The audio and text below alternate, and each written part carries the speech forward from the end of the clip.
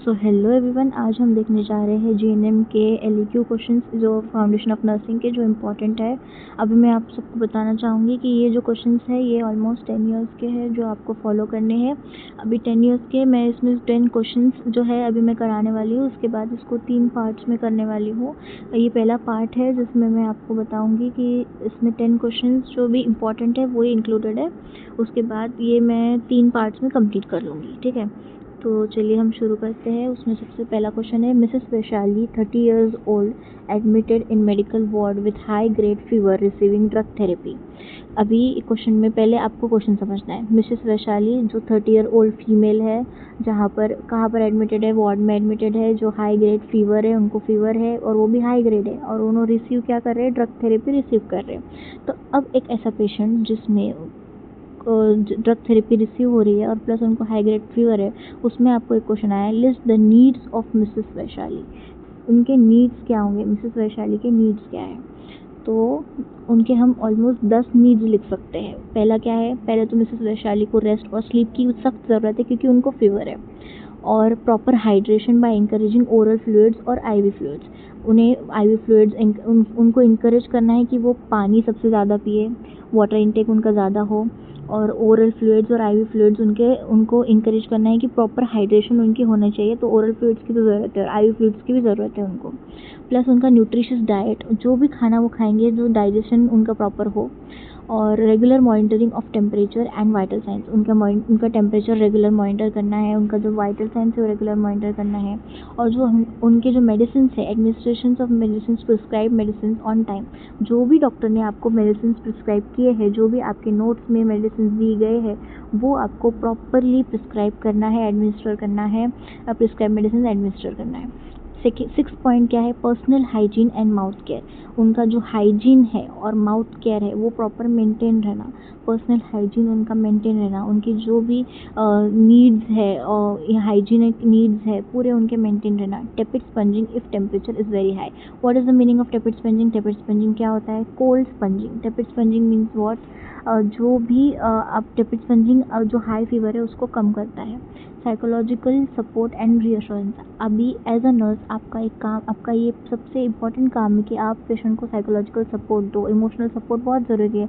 आपको पेशेंट को बताना है कि आपका जो फीवर है वो कम हो जाएगा, आप टेंशन ना लें। आप उनको रीअश्योर करो कि आप टेंशन ना लो, आपका वाइटल साइंस चेक किया जा रहा है, आपका रेगुलर मॉनिटरिंग की जा रही है ताकि आपका फीवर कम हो जाए। तो आपको साइकोलॉजिकल सपोर्ट एंड रीअश्योरेंस देना है। Prevention of dehydration and complication, ताकि पेशेंट डिहाइड्रेट ना हो, आप उनको क्या दोगे, हाइड्रेशन करोगे, उनको ओरल फ्लूइड दोगे, आईवी फ्लूइड्स दोगे। तो उसमें आपको पेशेंट को प्रिवेंट करना है ताकि उनको कोई कॉम्प्लिकेशन ना हो, ताकि उनका फीवर जो है बढ़े ना, उनको हाई ग्रेड फीवर और भी ज़्यादा ना हो। Maintenance of a clean and comfortable environment, जो एनवायरनमेंट है वो क्लीन रहे, कंफर्टेबल रहे, आपको ये मेंटेन करना है, ठीक है। चलिए हम नेक्स्ट क्वेश्चन, वही क्वेश्चन में जो सेकंड क्वेश्चन दिए गए हैं, write various routes of drug administration and different forms of drugs. कौन से फॉर्म्स है, डिफरेंट फॉर्म्स ऑफ ड्रग्स क्या क्या हो सकते हैं, रूट्स ऑफ ड्रग एडमिनिस्ट्रेशन क्या है। पहले तो पहला रूट क्या हो सकता है, रूट ड्रग एडमिनिस्ट्रेशन कौन से रूट से करते हैं हम, ओरल रूट से। ओरल रूट से हम क्या क्या देंगे, ओरल रूट से क्या क्या सोचो आप लोग। देखो इसमें लिखा हुआ है टैबलेट, कैप्सूल, सिरप दे सकते हैं हम, सस्पेंशन दे सकते हैं हम, पाउडर दे सकते हैं। पाउडरिश फॉर्मेट में आप ओरली दे सकते हो, टैबलेट दे सकते हो, कैप्सूल दे सकते हो, सस्पेंशन दे सकते हो, पाउडर दे सकते हो। ये 4 वर्ड्स भी अगर आप वहाँ पर लिख के आ गए तो आपको आपका इन्विजिलेटर मार्क्स दे देगा।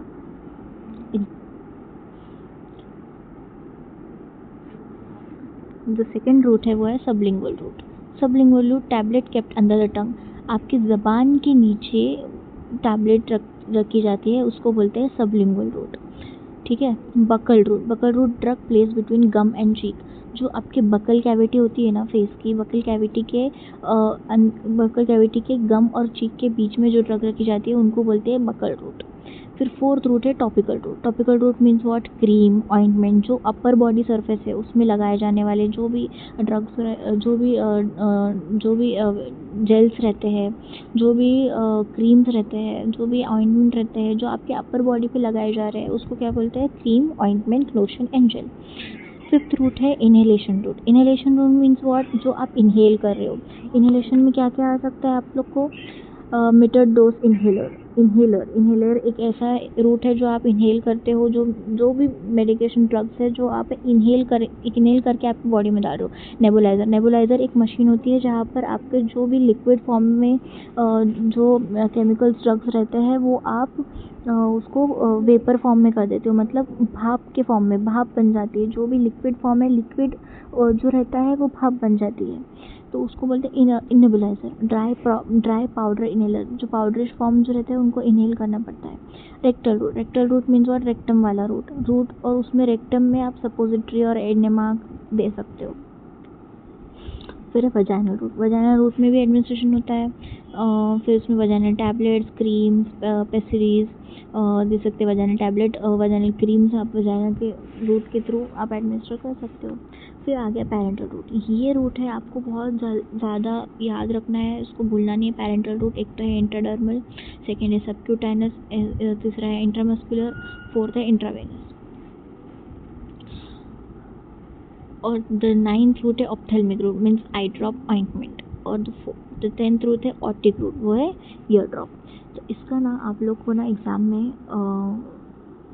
में ना आप लोग को इसका ना चार्ट बनाना है, एक तो टेबल फॉर्मेट में या फिर सर्कल फॉर्मेट में ऐसा चार्ट बनाना है। 1 2 इधर नेम कर देना आप लोग ने।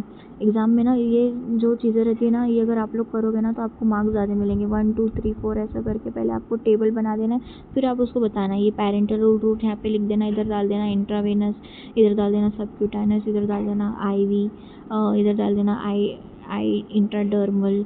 ऐसा अगर आप इसके डायग्राम्स बनाओगे ना तो इसमें जो एग्जामिनर है वो भी उसको समझेगा कि हाँ आपको ये चीज़ आती है।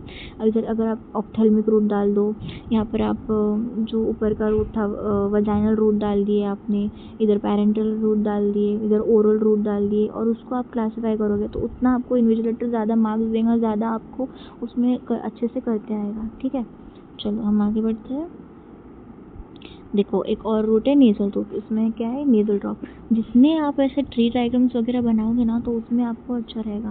उसके बाद क्या है, डिफरेंट फॉर्म्स ऑफ ड्रग्स कौन से फॉर्म्स के हो सकते हैं आपको इतना ध्यान में रखना है। Drugs tablet form, capsule, syrup, suspension, solution, powder, granules, ointment, cream, gels, lotions, eye drops, ear drops, nasal drops, injection, suppositories, बहुत सारे हैं। आप लोग को जितना, अगर आपने अभी जीएनएम में हो और आप हॉस्पिटल में काम कर रहे हो तो आपको जितना भी इतना दिमाग रखना, fundamental of nursing means what, आप हॉस्पिटल में हो, हॉस्पिटल में जितनी भी चीज़ें आपने की है आपको रिकॉल करने हैं।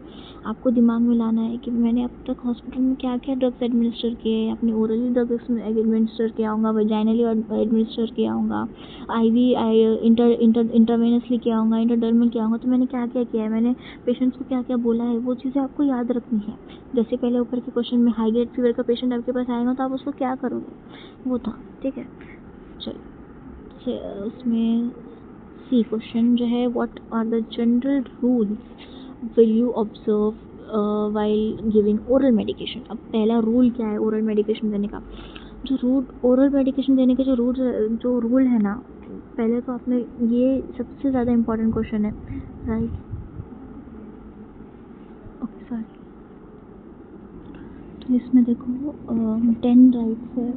10 राइट्स में क्या है, right patient, right drug, right dose, right route, right time, right documentation. Patient जो है, अगर आपके पास कोई पेशेंट आ रहा है तो आपको उसको पहले तो पहले तो आइडेंटिफाई करो कि आपके पास वो पेशेंट राइट है क्या, प्रॉपर पेशेंट है क्या, उसका जो भी आईपीडी नंबर ओपीडी नंबर वो प्रॉपर है क्या, इस बारे में आपको एक्सप्लेन करना है एग्जाम में। उसको आगे एरो मार के आपको एक्सप्लेन करना है। ठीक है, राइट ड्रग है क्या, जो भी ड्रग को नोट में डॉक्टर ने दिया है वो आपको देखना है कि वो प्रॉपर है क्या।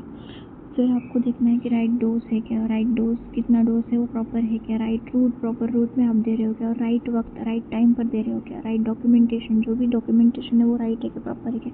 ये कितने हो गए आपके, ये 1 2 3 4 5 6, अभी ये 7th 8 9 10 पढ़ेंगे हम। 7th जो है वो है राइट रिस्पॉन्स। जो पेशेंट है वो मेडिकेशन को बराबर रिस्पॉन्स कर रहा है क्या, राइट रीज़न क्या रीज़न है आपको मेडिकेशन देने का, और आप वो जो मेडिसिन एडमिनिस्टर कर रहे हो वो प्रॉपर एडमिनिस्टर कर रहे हो क्या, कोई चीज़ें हैं क्या जो कॉम्प्लिकेशंस जो कुछ भी है वो आपको देखने हैं, उनका राइट रीज़न आपको ध्यान में रखना है कि आप ये चीज़ क्यों कर रहे हो, आपको पता होना चाहिए। राइट रिस्पॉन्स, पेशेंट का बराबर रिस्पॉन्स आ रहा है क्या। राइट असेसमेंट, आप असेसमेंट में बराबर किए क्या, आपने फिजिकल एग्जामिनेशन बराबर किया है क्या पेशेंट को, आपने जो भी उसकी इन्फॉर्मेशन है बराबर अपनी निकाली है क्या। राइट एजुकेशन, पेशेंट के पास एजुकेशन का राइट है और आपके पास भी वो राइट है, पेशेंट के पास वो राइट है कि वो जान सकता है कि आप उसको क्या दे रहे हो, वो आपको 10 बार पूछ सकता है कि मुझे ये जो ड्रग दे रहे हो आपको क्यों दे रहे हो और इसका क्या असर होगा। तो आपके पास उतनी इन्फॉर्मेशन रहना कि आप जो उसको ड्रग आप ले रहे हो तो उसकी इन्फॉर्मेशन आप उसको दे सको। तो देखो, check the doctor's order carefully, verify the patient's identity verify करना है पेशेंट की। Check expiry date and label 3 times, expiry date बार बार देखनी है जो भी ड्रग्स आप दे रहे हो, वो आपका काम है एडमिनिस्टर करना, तो जो भी आप एडमिनिस्टर कर रहे हो उसको उसका लेबल 3 से 4 बार आप देखना ही देखना है आपको। Wash hands before and after administration, explain the medicine to the patient, ensure the patient is conscious and can swallow, patient conscious है क्या, स्वॉलो कर पा रहा है क्या। Give medicine with sufficient water unless contraindicated, जो मेडिसिन है with sufficient water, जो पानी के साथ जो देने वाले ओरली मेडिसिन है तो उसके लिए सफिशिएंट वाटर जो है आपको पेशेंट को प्रोवाइड करना है। Do not leave medicine at the bed side, जो भी मेडिसिन आप प्रोवाइड कर रहे हो उसको बेड के बाजू में नहीं रखना चाहिए आप लोग को, आपको आपके पास रखना है। ये चीज़ें आपको एग्जाम में एक्सप्लेन करनी है, ये एक वन लाइनर टाइप में मैं आपको बता रही हूँ लेकिन आपको एग्जाम में उसको अच्छे से एक्सप्लेन करना है। ऑब्जर्व फॉर एडवर्स रिएक्शन, जो भी है उसके रिएक्शंस जो कुछ हो सकते हैं उसको आपको ऑब्जर्व करना है कि एडवर्स रिएक्शन ना हो। Record medication immediately for after administration, जो भी मेडिकेशन है उसको चार्ट में उसके फाइल में आपको उसको रिकॉर्ड करना है, उसको आपको लिखना है। ठीक है, चलो क्वेश्चन नंबर 2 क्या है। Mister Raman 50 years old admitted with asthma. ठीक है, अब अस्थमा हो गया है पेशेंट को, 50 years का है पेशेंट।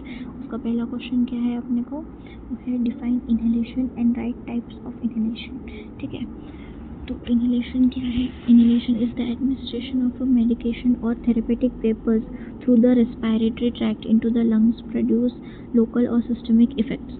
इनहेलेशन मीन्स व्हाट, जहाँ पर आप एडमिनिस्टर कर रहे हो मेडिकेशन और मेडिकेशन कर रहे हो वेपर फॉर्म में, मतलब जो भाप के फॉर्मेट में, therapeutic vapours through the respiratory tract, respiratory बोले तो रेस्पिरेटरी ट्रैक्ट के थ्रू जो इनहेल हो रहा है लंग्स के थ्रू और वो प्रोड्यूस कर रहा है लोकल और सिस्टमिक इफेक्ट, उसको बोलते हैं इनहेलेशन। अब इनहेलेशन आप किस चीज़ों का इनहेलेशन कर सकते हो, मैंने अभी ऊपर आपको क्या बताया, इनहेलेशन में आपके सिस्टम में स्टीम इनहेलेशन है, स्टीम इनहेल करना, भाप की मशीन होती है। ऑक्सीजन इनहेलेशन, ऑक्सीजन इनहेल करना। नेबुलाइजेशन मैंने अभी आपको बोला, लिक्विड के फॉर्म, लिक्विड जो है भाप बन जाती है। Meter dose inhaler, dry powder inhaler, ये हो गए इनहेलेशन के डेफिनेशन। अब हम आगे देखेंगे, right the scientific principles involve in steam inhalation. अब स्टीम इनहेलेशन में क्या साइंटिफिक प्रिंसिपल इन्वॉल्व किए जाते हैं, तो अगर हम अभी देखें तो warm moist air loosens thick mucus, जो हमारी वार्म मॉइस्ट एयर होती है वो थिक म्यूकस लूज करती है। और heat increases blood circulation to the respiratory tract, जो भी प्रिंसिपल्स है हमारे स्टीम इनहेलेशन के, जो हीट होती है ना, ब्लड सर्कुलेशन जो है रेस्पिरेटरी ट्रैक्ट में वो इंक्रीज कर, जो रेस्पिरेटरी ट्रैक्ट है उसमें हीट इंक्रीज क्या कर रही है, ब्लड सर्कुलेशन इंक्रीज कर रही है, और वो रेस्पिरेटरी ट्रैक्ट के heat increase the blood circulation to the respiratory tract में। ठीक है, moisture reduces dryness of mucous membrane, जो मॉइस्चर होता है वो ड्राइनेस रिड्यूस कर रहा है म्यूकस मेम्ब्रेन में। ठीक है, ये हो गया आपका third point.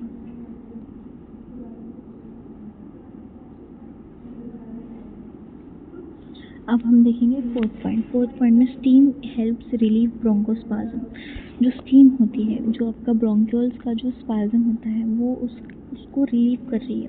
Warm vapour सूदेस irritated Airways, जो आपका वार्म वेपर होता है, जो वार्म वेपर आप इनहेल कर रहे हो, जो आपकी इरिटेशन होती है ना एयरवेज में, जो भी इरिटेशन होती है वो उसको ख़त्म कर दे रहा है। जो वार्म वेपर, जो इनहेलेशन हो रही है ना उस वजह से जो वार्म वेपर है, जो भी एयरवे में इरिटेशन हो रही है वो ख़त्म हो जा रही है।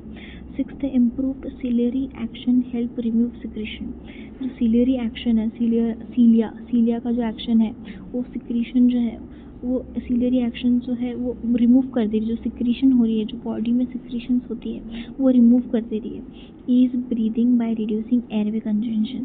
जो भी कंजन हो रहा है एयरवे में, जो भी पार्टिकल्स ऑब्स्ट्रक्शन हो रहा है, जो भी अपने रेस्पिरेटरी ट्रैक्ट में ऑब्स्ट्रक्शन हो रहा है, तो वो ब्रीदिंग के थ्रू वो ख़त्म हो जा रहा है। ठीक है। Prevent drying of respiratory passages. जो रेस्पिरेटरी पैसेजेस होती है हमारी, वो जो अगर ड्राई होती है तो वो प्रिवेंशन हो जा रही है। क्यों? इनहेलेशन की वजह से। Facilitate expectoration and maintains airway patency. जो एयरवे पेटेंसी है, एयरवे के जो एक्सपेक्टेशंस है, ऑब्स्ट्रक्शंस है, वो ऑब्स्ट्रक्शन जो है वो रिड्यूस हो जा रहा है। Now what health education will you give to mister Raman. अब रमन को आप क्या बोलोगे? ये देखो, ये 5 मार्क्स के लिए आपको इसको और बढ़ाना है, आपको इसको अपनी लैंग्वेज में आपको इसको एक्सप्लेन करना है। Take medicine exactly as prescribed, learn and practice the correct inhaler technique, avoid dust, smoke, pollen and other allergens, stop smoking and avoid passive smoking, drink plenty of fluids if not contraindicated, perform breathing exercises, maintain good personal hygiene, take adequate rest, attend regular follow-up visit, seek immediate medical help if severe breathlessness develops। तो इसमें आपको सबसे पहले medicine जो है exactly जो है वो प्रिस्क्राइब की हुई लेनी है। Learn and practice the correct inhaler technique. Inhaler technique कौन सी जो भी मैंने आपको 5 इनहेलर टेक्निक बताई उसको समझ लेना है आपको कैसा करना है। डस्ट अवॉइड करनी है, स्मोक अवॉइड करना है। पोलन मतलब क्या है? जो फूल होता है ना, फूल का जो पोलन होता है, फूल का जो पोलन रहता है, पोलन ग्रेन्स बोलते हैं उनको, उसको अवॉइड करना है ताकि आपको एलर्जी ना हो। स्टॉप स्मोकिंग अगर कोई पेशेंट करता है तो उनको बोलना है कि आपको स्मोकिंग रोक देनी है। ड्रिंक प्लेंटी ऑफ फ्लूइड लेना बहुत ज़्यादा ज़रूरी है। परफॉर्म ब्रीदिंग एक्सरसाइजेज, योगा करना बहुत ज़रूरी है आपको इसमें। हाँ, maintain good personal hygiene maintain करने के लिए बोलना है उनको। टेक एडिक्वेट रेस्ट लेना है उनको। Attend regular follow up visit attend करना है। Seek immediate medical help if severe breathlessness develop. ठीक है। नाउ ये डन है। अभी इसका नेक्स्ट यूनिट हम लेंगे। तो थर्ड क्वेश्चन है वो है Mrs Sindhu is 25 years old, admitted with fever. Now we have to write the types of the fevers. What are the types of the fever? उसमें है continuous fever, remnant fever, intermittent fever, relapsing fever, septic fever, relapsing fever। ये fever को मैंने आपको पहले बताया कि इसको ट्री डायग्राम में आपको लिखना है। इधर डाल दिया आपने टाइप्स ऑफ फीवर और इसको ट्री डायग्राम में बनाओ।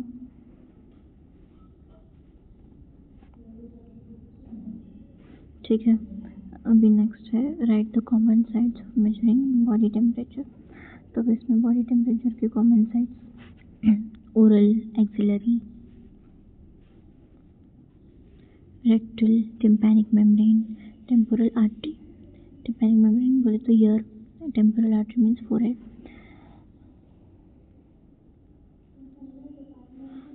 Right the tepid sponge procedure in detail.